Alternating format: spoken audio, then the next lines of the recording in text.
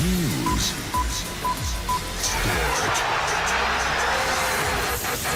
Every day for you on the web. LecoChannel.it. The Blue Light Blue Radio. Danna in posizione trequartista, si gira bene, il tocco per Capogna che non arriva, poi la conclusione, mamma mia cosa stava per riuscire al numero 11 blu celeste, palla sopra la traversa, ma una conclusione in equilibrio precario dai 20 metri.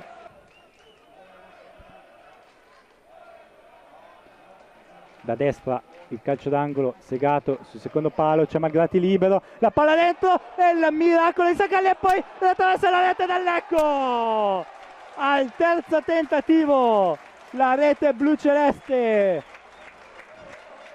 mi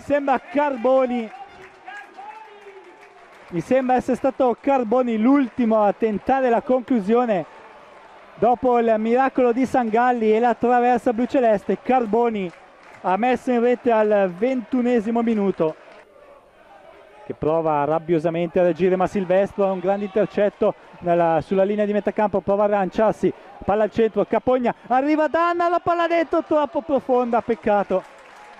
Non ha spazio per la conclusione, cambio, gioco perfetto verso Danna, lato corto dell'area di rigore, Danna entra in area, cerca il fondo, il cross, Silvestro in anticipo sul primo palo, palla alta sopra la traversa. Questa è veramente la differenza. Adesso ecco avanti Lisai sulla tre quarti, largo, Danna, il cross dentro, mancato la conclusione di Silvestro al centro, anzi era Silvestro.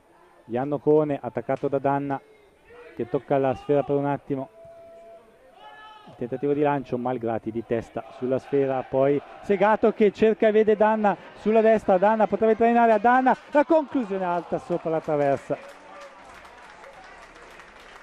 Bisogna continuare a non dare adito a reazioni, infatti Silvestro che si presenta alle porte dell'area, una conclusione deviata in angolo, a mettere il pallone in area dalla sinistra.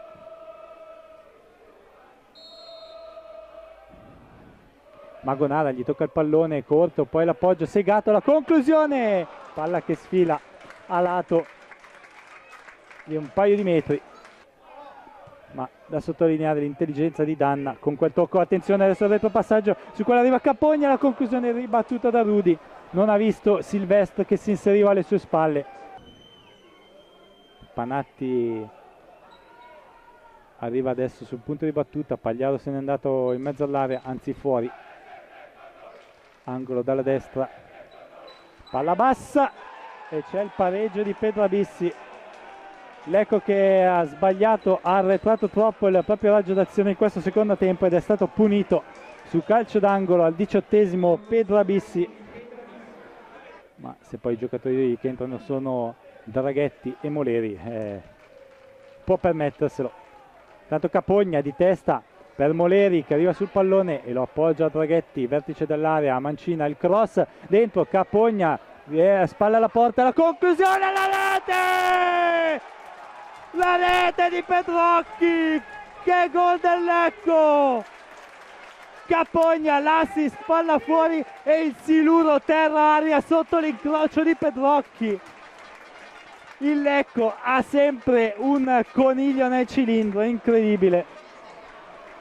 Pedrocchi, la rete in tutto e per tutto un siluro, quello di Pedrocchi, sganciato dal limite dell'area. Angolo dalla destra.